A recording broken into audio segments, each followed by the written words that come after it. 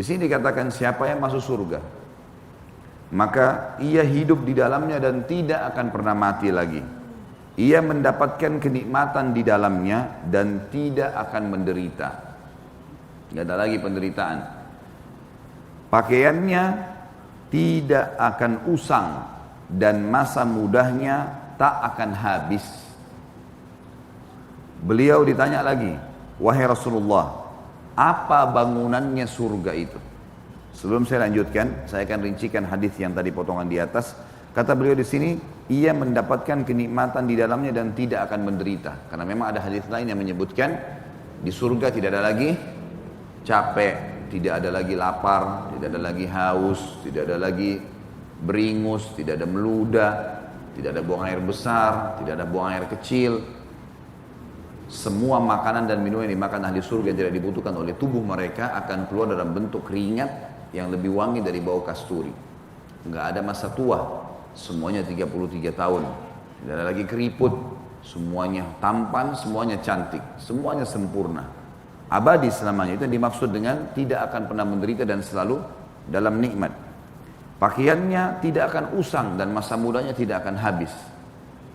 Pakaian ahli surga pernah kita jelaskan atau mungkin akan datang ke depannya kalau belum dijelaskan, akan ada hadis yang menjelaskan di surga itu akan ada pohon yang berbentuk yang buahnya seperti delima besar. Setiap kali ahli surga ingin mengganti pakaiannya, dia tinggal mendekat ke pohon itu lalu buahnya terbuka. Terbuka buah yang seperti delima yang besar itu, lalu di dalamnya mereka menemukan 70, dia menemukan 70 gaun dengan beragam macam warna yang dia bisa pakai.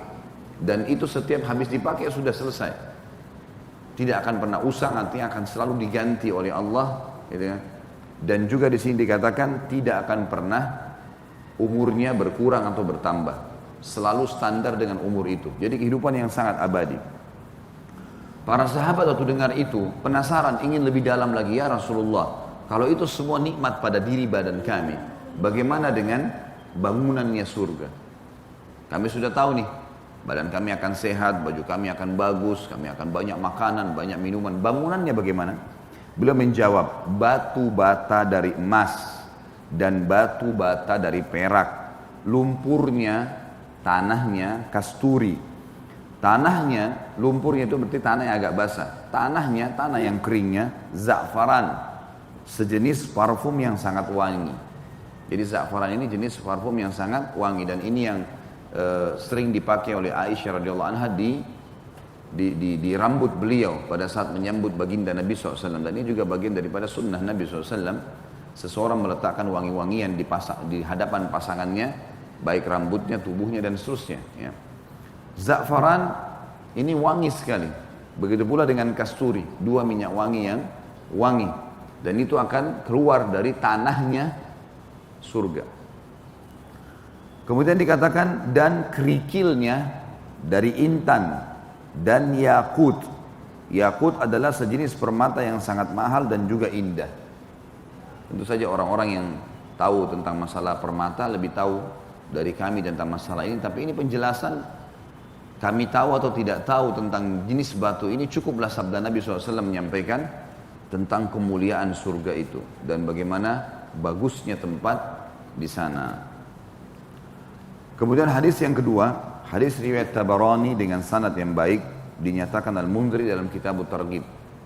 Hadis yang kedua adalah riwayat Sahal bin Sa'ad radhiyallahu anhu bahwa Rasulullah sallallahu alaihi wasallam bersabda, sesungguhnya di surga terdapat jalan yang terbuat dari kasturi, seperti jalan binatang kalian di dunia.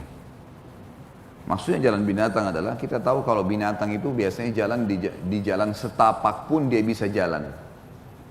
Jadi jalan-jalan kecil di surga yang semuanya baunya kasturi.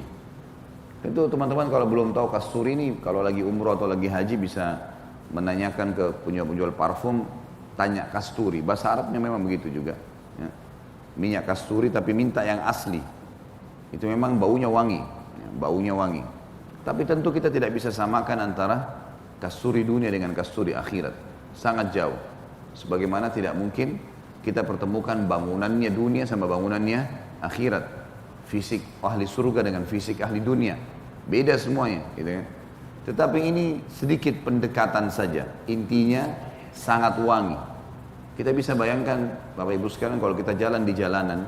Bertemu antara satu gang sangat wangi sehingga membuat kita nyaman lewat di situ. Karena semua sisinya kita balik kanan, balik kiri, tundukin kepala, ngangkat kepala, wangi semuanya. Dengan kita lewat di gang baunya busuk. Ya. Jadi bahasa hadis ini sebenarnya adalah semua gang-gang atau jalan-jalan kecil di surga, dimanapun seluruh surga itu mengeluarkan bau yang wanginya kasturi.